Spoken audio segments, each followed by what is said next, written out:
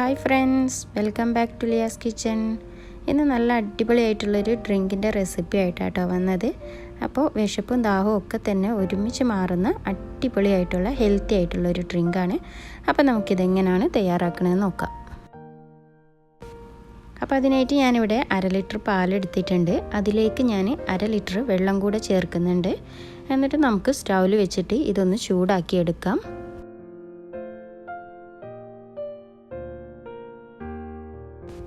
അപ്പോൾ നമ്മുടെ പാല് ചൂടായി വരുന്ന സമയം കൊണ്ട് നമുക്കതിലേക്ക് കുറച്ച് ബദാം പൊടിച്ചത് കൂടെ ചേർത്ത് കൊടുക്കാം. അപ്പോൾ ഞാൻ ഇത്രയും ബദാമാണ് ഒരു മിക്സിയുടെ ജാറിലിട്ടൊന്ന് പൊടിച്ചെടുത്തിട്ടുണ്ട്. ഇനി നമുക്ക് ഇത് നമ്മുടെ പാലിലോട്ട് ചേർത്ത് കൊടുക്കാം.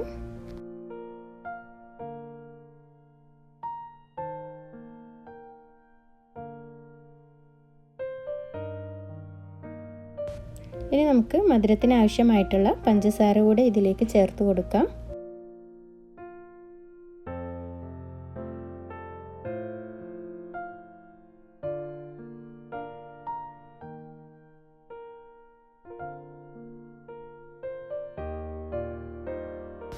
ഇപ്പം നമ്മുടെ പാല് നന്നായിട്ട് തിളച്ച് വരാൻ തുടങ്ങിയിട്ടുണ്ട്. ഇനി നമുക്കിതിൻ്റെ ഫ്ലെയിമൊക്കെ ഒന്ന് ഓഫ് ചെയ്യാം.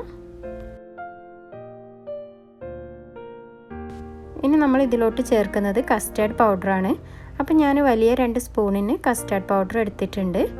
അത് നമുക്കൊരു ബൗളിലോട്ട് ഇട്ടിട്ട് കുറച്ച് വെള്ളം ഒഴിച്ച് കട്ടകളൊന്നും ഇല്ലാതെ ഒന്ന് കലക്കിയെടുക്കണം.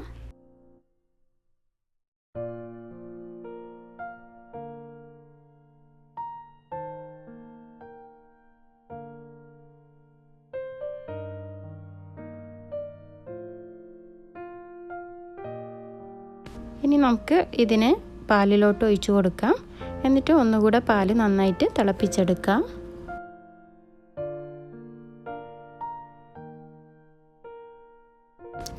ഇപ്പം നമ്മുടെ പാലിവിടെ തിളച്ച് തുടങ്ങിയിട്ടുണ്ട്. ഇനി നമുക്ക് ഫ്ലെയിമൊക്കെ ഓഫ് ചെയ്ത് വെച്ചിട്ട് നന്നായിട്ട് തണുക്കാൻ വേണ്ടിയിട്ട് വെക്കാം. ഇപ്പം ഇതിവിടെ നന്നായിട്ട് തണുത്ത് വന്നിട്ടുണ്ട് കേട്ടോ. അപ്പം ഞാൻ ഫ്രിഡ്ജിൽ വെച്ചിട്ടാണ് തണുപ്പിച്ചിരുന്നത്. അപ്പോൾ നല്ലൊരു കളറൊക്കെ വന്നിട്ടുണ്ട്. ഇനി അതിലേക്ക് നമുക്ക് വലിയൊരു ക്യാരറ്റ് ഗ്രേറ്റ് ചെയ്തതും അതുപോലെ തന്നെ ആപ്പിൾ ഗ്രേറ്റ് ചെയ്തതും കൂടാണ് ചേർത്ത് കൊടുക്കുന്നത്.